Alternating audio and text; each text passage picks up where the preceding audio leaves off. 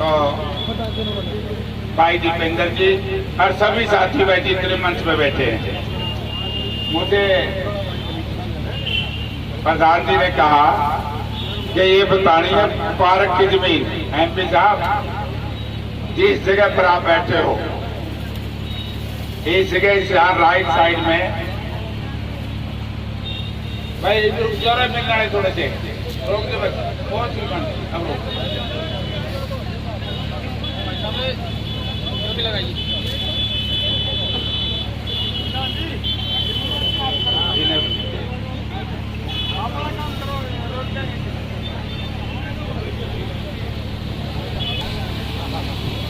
तो यहाँ पर डीसीएम का मील है, बहुत बड़े प्रभावशाली लोग इसके मालिक थे और चौधरी भूपेंद्र सिंह हुड्डा मुख्यमंत्री थे।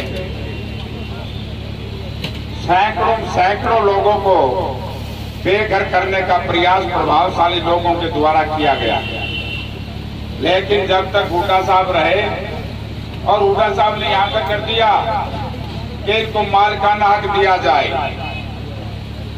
अभी मुझे चैल कह रहा था, बोला जी एमपी साहब ने ज्ञापन दिया, भाई वो पेड़ बबूल के आम कहां से हो,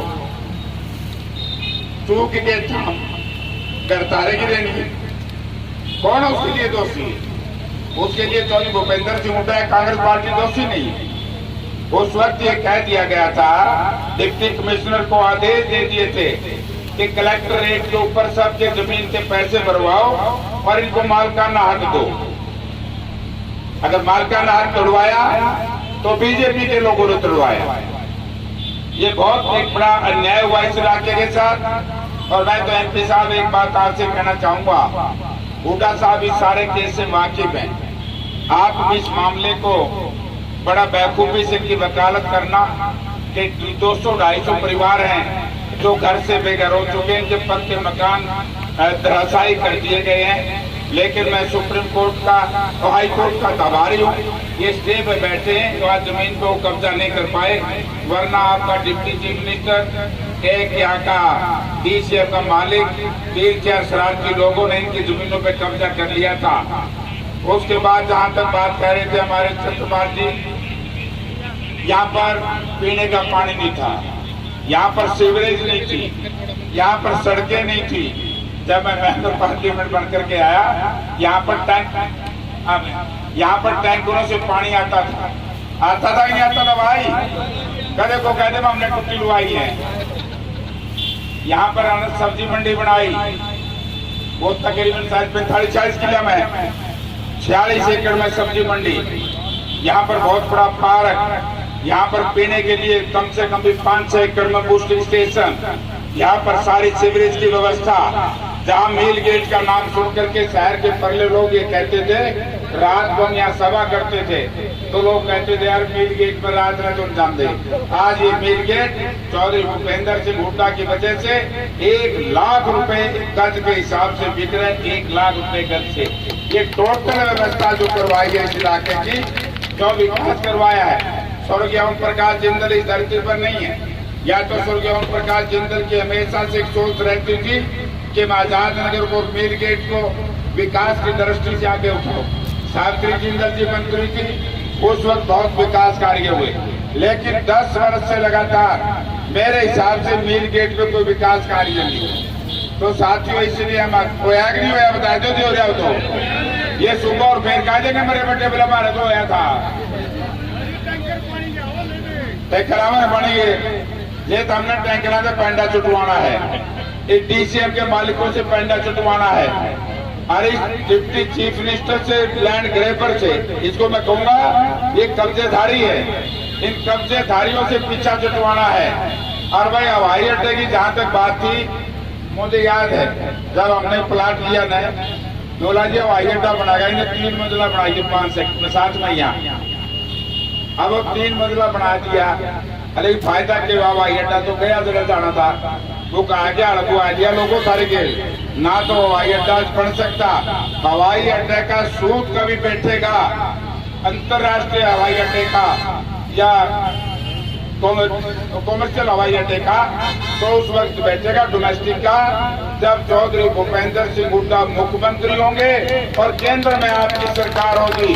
जो आप हवाई अड्डा छीन करके लेके गए हैं भाजपा और जनता के लोग, ये वापस जाना है। तो भाई दीपेंद्र सिंह आज उनका प्रतिनिधि है भारत सरकार में कांग्रेस पार्टी का, इनको विश्वास दिलाओ भाई हवाई अड्डा अपना बनवाना पड़ेगा, क्योंकि केंद्र का मामला है। और इन्होंने ही बनवाया था, चौधरी अजीत सिंह उस वक्त मिनिस्टर सिविल एविएशन मिनिस्टर थे।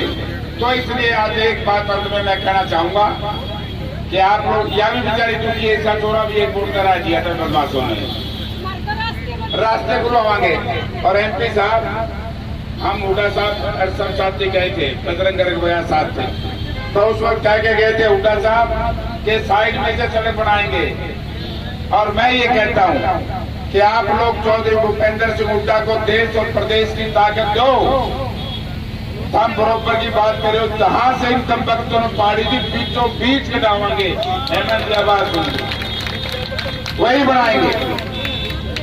तो भाई बाकी आदमपुर में तुमने लड़ाई लड़ी, एक लाइन की बात है, एक तरफ लुटेरे किस्म के बेईमान किस्म के लोग थे आदमपुर में, एक नहीं सारे बेईमान एक तरफ, चाहे झंडा कौन सा है उनका, थे सारे एक किस्म के बेईमान लोग। एक तरफ ईमानदार जनता थी चौधरी भूपेंद्र सिंह हुड्डा के नेतृत्व में, तो ईमानदार जनता की सैद्धांतिक तौर से जीत हुई और बेईमानों की संवैधानिक तौर से जीत हुई। MP चाहे BJP का बन गया, लेकिन हरियाणा प्रदेश में आजमपुर से हवा चली क्या SC-BC के लोग जो कांग्रेस पार्टी से नाराज होकर के हमसे अलग हो गए थे, SC-BC एक बार फिर कांग्रेस पार्टी के साथ आ गया। और जब SC-BC श्रेणी के लोग कांग्रेस पार्टी के साथ आ जाए और चौधरी भूपेंद्र सिंह हुड्डा का नेतृत्व हो, तो बड़ी से बड़ी ताकत उनका मुकाबला नहीं कर सकती। अंत में मैं एक ही बात कहूंगा कि यदि आप ये चाहे हरियाणा प्रदेश में कांग्रेस पार्टी की सरकार हो और चौधरी भूपेंद्र सिंह हुड्डा के हाथ में ताकत आए, लेकिन ये कार्य तभी संभव होगा जो आज थोड़ा थोड़ा लोग प्रचार करते हैं। आज तरह तरह की शक्तियां जो इस बात को रोकने में लगी है कि हरियाणा प्रदेश में कांग्रेस पार्टी की सरकार ना बने, चौधरी भूपेंद्र सिंह हुड्डा मुख्यमंत्री ना बने। आपसे एक ही निम्रतापूर्वक निवेदन करूंगा, जैसे आदमपुर के अंदर छत्तीस जाति के लोगों ने इकट्ठा होकर के उन शक्तियों को रगड़ने का काम किया, आपकी बार कोई शक्ति यदि चौधरी भूपेंद्र सिंह हुड्डा के बढ़ते हुए कदमों को रोकने का प्रयास करे तो उनको अलग थलग कर देना आपकी सरकार को रोक नहीं सकेगा। आपका बहुत बहुत धन्यवाद।